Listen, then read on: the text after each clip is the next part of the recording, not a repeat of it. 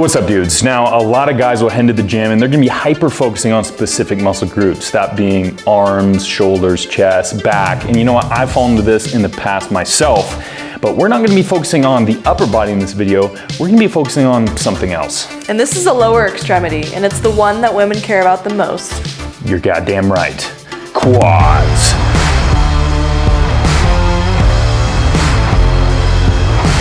So in this video, we're gonna be going over the anatomy, the function, and specific exercises are gonna help activate and develop your quads the best possible. We're also gonna be talking about one thing not a lot of other people like to talk about. So let's get this video started.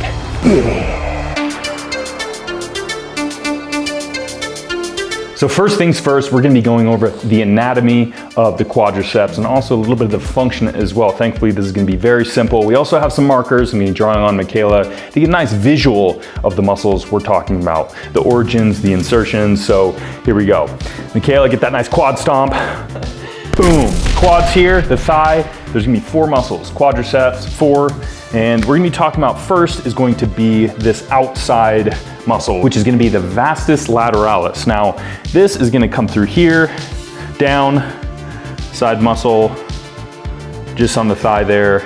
And the origin point is gonna be on the femur up here. The insertion is going to be down, patella, knee, coming through here. This is the vastus lateralis, and now we're gonna be talking about the vastus medialis, which is going to be now the inside or the inner muscle, or closer to the midline of the body, hence the name vastus medialis. And this is gonna be coming through here. Now these muscles consist of like the teardrops, the kind of 2 bigger portions right by the knee there. This is also gonna be starting in the patella, the knee joint, crossing over. Now these are going to be monoarticular, meaning that they're only crossing one joint, that being the knee joint, because this origin is the femur as well. Now the inside muscle straight through here is going to be the rectus femoris muscle.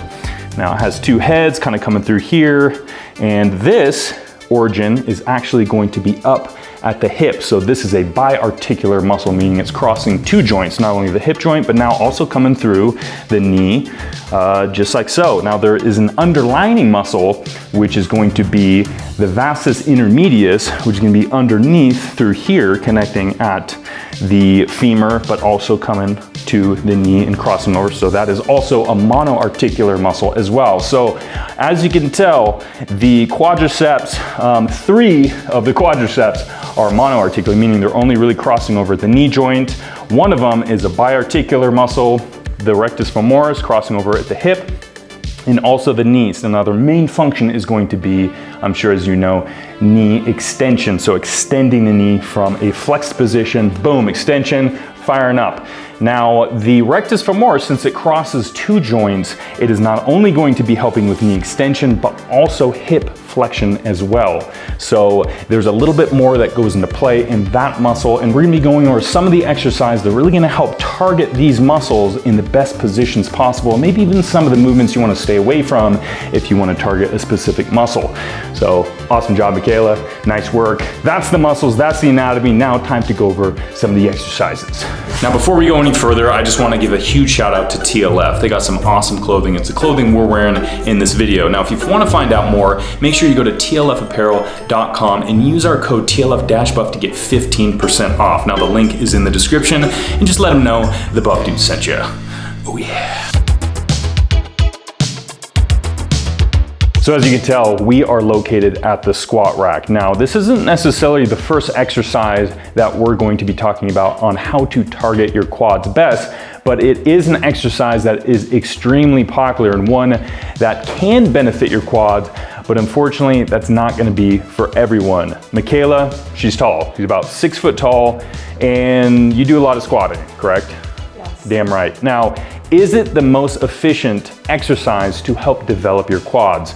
Absolutely not. For some people, yes. Michaela is tall, her femur length is very long, so getting in the proper position to do a squat for her is one, not only difficult, but it's also going to put emphasis on more of her glutes rather than her quads for a few reasons. One, because she's so tall, she's gonna have to get in more of a bowed forward position, just like so, to maintain a neutral and flat back. Now this is going to shut off a little bit more of her rectus femoris. Her quads, yes, are still going to be engaged, but are they going to be engaged as much as maybe someone with a shorter femur length and one that can have a bit more of an upright torso? You can fix this very simply by elevating your heels. Now, if you have squat shoes or you put plates under your heels, that's going to benefit your position a little bit more to help develop or put more emphasis on your quads. There's also a lot of different exercises, other exercises that you can perform to put you in the proper position to help focus and target your quads as well. So squats, excellent exercise. For some, not for everyone. So to develop your quads, don't think you have to immediately jump on the squat rack and start busting out heavy squats to develop those big quads. But it was one I wanted to talk about because I love squats, Michaela loves squats, a lot of people do, and I think it's a very functional exercise, one that everyone should learn. But when we're talking about targeting a specific muscle group like quads, it might not be for you. So just keep that in mind, and you'll have to pay attention to your specific morphology to understand this a little bit better and why it might not work for you. So let's move on to some other variations of this exercise to help target your quads a little bit better. So the first exercise I really want to talk about when helping engage, focus, and really develop the quads is going to be a bit of like a hack squat variation here. As you can tell, Michaela is right against the wall. She has a bit of a foam roller, small foam, piece of foam on her lower back area. Now this is going to help guide her along the wall. Now these wall slides are really going to help teach you and get you in the proper positioning to focus and target your quads here. As you can tell, her torso now is in that upright position as we were talking about before in the squats. If you're tall, it's very difficult to maintain that upright position in your torso there. With something like this, she can put her feet a little bit farther forward, and now when she can help push against the wall and have her something glide against, now she can keep her hips in a stable position and focus more on the flexion and extension of the knees and not necessarily the hip activation that you'd normally do in the squats. Now, what we were talking about before, Michaela being so tall, she has to really push her hips back to get in that proper squat position. Now, this is going to put focus on her glutes and also her hamstrings to help stabilize that position, which is a good thing. But when you're trying to target and focus on your quads, it's something you want to try to eliminate. As you can tell with this, her hips are a little bit more tucked in. She squats down, still has a nice flat back, but now focusing more on the quads. Another good thing is you can add weight to this exercise. I won't go too heavy. I was gonna grab the 30s, but I didn't want to like kill her. Okay, so all of a sudden, boom, add a weight to it, easily be able to now increase the load of this exercise and introduce progressive overload as well. So really good at targeting those quads, really get connected with your quads as well, which is extremely important, but it's still a compound movement, which is awesome. Now there's other variations of this type of movement as well. Not only something like this, although this one is an excellent one to really get your form and the function down, but there's also front squats. There's a variation of hack squats called landmine hack squats and also goblet squats too. Here we go, on to the next exercise, and this one is gonna be really targeting the quads and more of an isolation movement, trying to focus on just the knee extension and flexion there.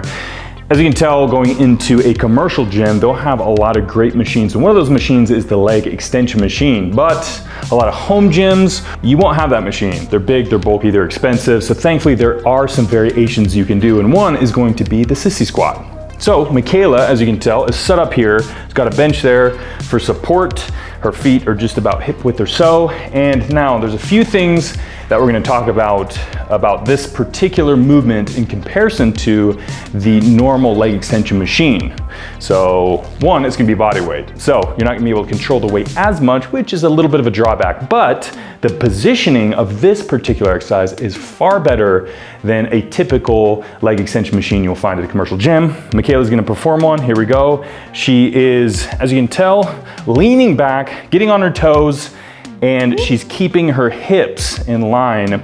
She's not pushing her hips back. So now, since that hip joint is not flexing or extending, it's really only her knee joint is, it's turning into an isolation, and it's really focusing on a stretch in her quads, and more specifically, the rectus femoris. So what you'll notice about the anatomy of the rectus femoris, since it's a biarticular muscle and it crosses the hip joint and knee joint, if you are flexed in your hips, typically seated in a leg extension machine at a commercial gym. All of a sudden your hips are flexed, you're in that seated position. It's gonna shut off your rectus femoris, more so than if your torso is more upright and now it's put in a more stretched position. Exactly, so that's why sissy squats are so good. Not only is it activating your vastus lateralis and medialis through knee extension, but it's putting the rectus femoris in a better position to activate because now your torso is in line with your lower body. So an excellent exercise to really hit those full quads and get the full benefit of what they should do, and that is going to be knee extension. So awesome job, easy exercise, and of course you can add weight to it, which is great.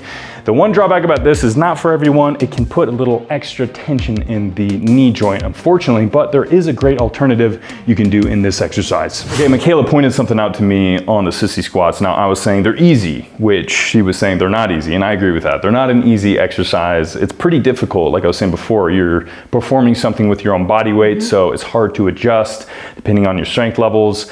But the good thing is it is more of a simple exercise. It's not very complex, so it can be easier to learn this exercise and how to perform it. Now the variation of the sissy squat is the kneeling sissy squat.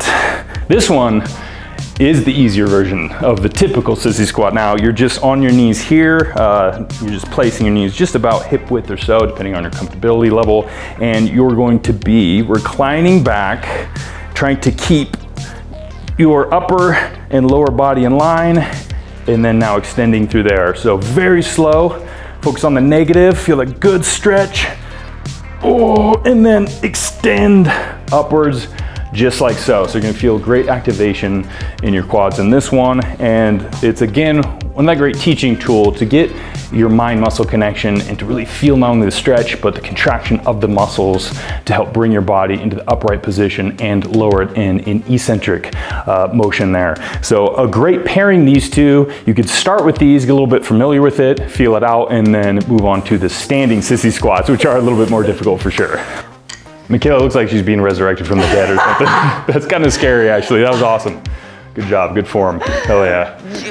So here's the last exercise. It's gonna be more of an isolation as well, and now we're gonna really target the rectus femoris muscle, and it's gonna be the leg lifts. Now typically leg lifts you would think of maybe an abdominal exercise, but this one, as you can see, is quite a bit different of a setup. Michaela is standing upright, she's grabbing something to support herself. She's placing a weight on around the knee section, the lower thigh, and she's gonna be flexing in the hip, bringing that weight straight up. Now, as you can tell, there's a little flexion in her knee, although that is only just due to it being in its normal comfortable position as you raise your thigh upwards. So really, this is an isolation exercise because we're really only focusing on the single joint, which is the hip joint, which, as we know from the anatomy earlier, the rectus femoris crosses over. Now that's gonna help flex that hip and bring that weight upwards. So this is really gonna help target, focus, and isolate the rectus femoris muscle, which is awesome because a lot of people have a hard time developing that, which is gonna create a bit more of a thickness and even length in the look of the thigh there. And typically doing squats and doing leg extensions we talked about earlier, it's really hard to target that. So this one in particular is a great tool to have in your arsenal when it comes to certain exercises to help target this muscle. Specifically, if you use this as a pre-exhaustion before, let's say, hack squats or wall slides we did earlier, then you're really gonna be feeling that particular muscle fire up like crazy. So awesome exercise and a great tool to be able to focus on this muscle, and a muscle that a lot of people may not necessarily know how to target. So definitely try this out for sure. There we go. We went over the quads, the anatomy, the function, and specific exercises that will help you develop them better than they've ever been before. And now we want to talk about the secret, the one thing no one wants to talk about, and that is there is no secret. Honestly, I mean, at this point, I'm sure you know that already. And no one wants to talk about no one wants to talk about the secret because there is no secret. That's the hard part. They can't talk about it. But you know, if there is a secret out there, I would say that it's from the lack of knowledge. So if you don't understand certain things about the muscles, the movements, it might seem like a secret. It might seem unachievable, unattainable. But as soon as you learn more about that specific muscle, the functions and the exercise that really can help develop them, all of a sudden it can open all that up, and it's not a mystery anymore. It's not an unknown. So that's Suddenly one thing. You have the secrets. Absolutely. You maintain, you gain the secrets by gaining knowledge. So hopefully you enjoyed this video. We had a lot of fun making. We always do. So if you want a specific muscle group that you want to see next in one of the next videos, let us know in the comments below. And as always, stay buff. Stay buff. Yeah.